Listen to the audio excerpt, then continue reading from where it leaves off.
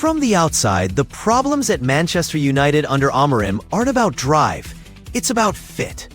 Amorim has made it clear he believes in his system, 3-4-3 or 3-4-2-1 with wingbacks, pressed midfield, build up through center.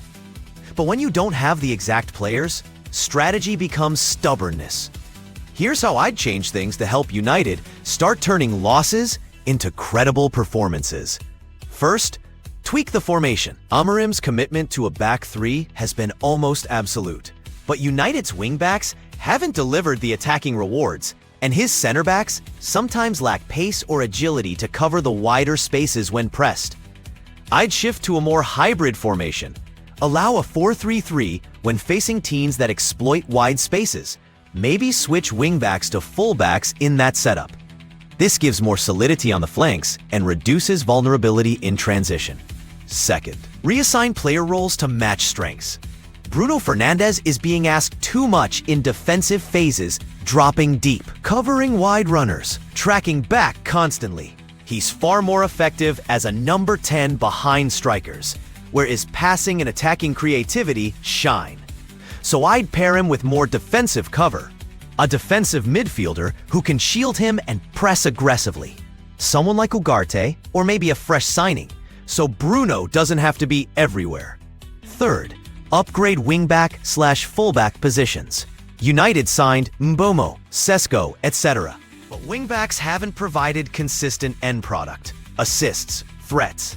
If you're playing with wingbacks, they need to deliver width, crosses, overlaps. If they can't, shift to a back four so fullbacks with more natural attacking output can play. Alternatively, rotate in players who have speed, stamina, and end product at the wings. Fourth, manage defensive transitions better.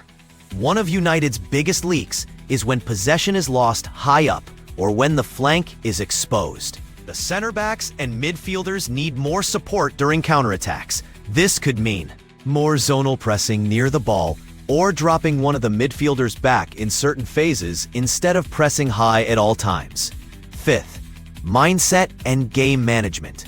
In tight matches, especially versus top sides, United need to be adaptive. If the opponent is dominant early, shift to a more compact shape, double up wide cover, slow the game, keep shape. Amorim has said he won't change philosophy, but philosophy doesn't mean rigidity. Good coaches adapt within their philosophy. Sixth, personnel decisions. Ensure that players are in positions they've played before well. Some are out of position, either wingbacks, fullbacks, or even midfield roles where athleticism required is high. Also ensure that bench depth is used better. Rotate when needed to maintain freshness, especially for players doing heavy running or press duty. Finally, training and data use.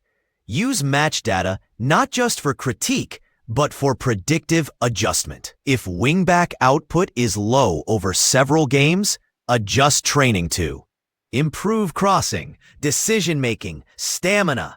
If defensive gaps are frequent, set pieces or defensive structure drills to shore weaknesses. Use video feedback so players see mistakes, positional, off-ball, and understand how movements of teammates create gaps. If United applied some of these changes, formation flexibility, role clarity, better wing play, defensive support, smarter rotation, their current results could begin to shift. United have talent. The question is whether Amorim can adapt not just system, but system to the squad.